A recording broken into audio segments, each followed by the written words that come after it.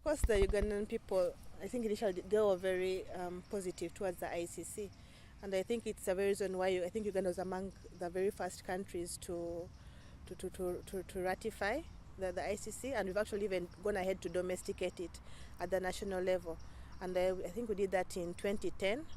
And in addition to that, we've even gone ahead to establish an international crimes division within our High Court. So I'd have to say that on our whole, our government is actually very, very supportive. But when it comes to what the people actually think with regard to the ICC, I think it's all about how it's about politics, and I would largely attribute it to the impact that the LRA conflict had on the people, especially those in northern Uganda.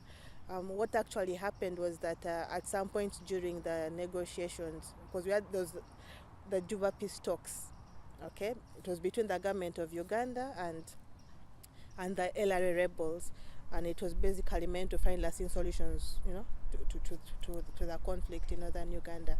And in the middle of those discussions, there was a point where members of the public had to be consulted on whether they wanted peace, all things remain the same. And basically the implication was that if you send us to the ICC, then you might not necessarily have any peace. And of course, because of that, people are more inclined to say that we are more willing to have these people come back home.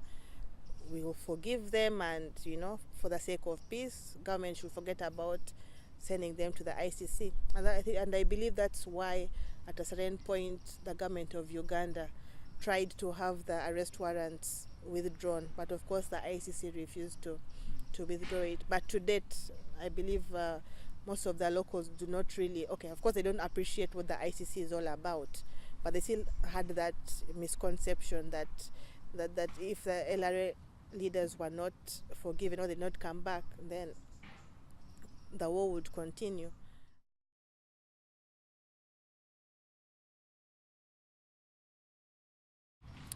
Yeah, definitely. I would look at it from, let me say, two aspects.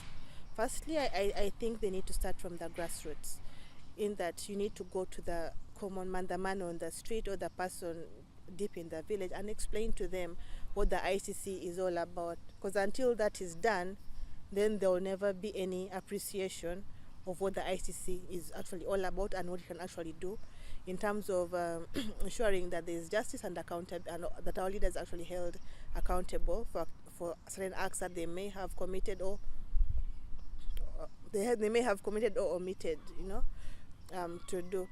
The second one would be with regard to the second perception that people have of selective prosecution. Because right now what you have is that most of those who've been sent to the ICC are actually African leaders.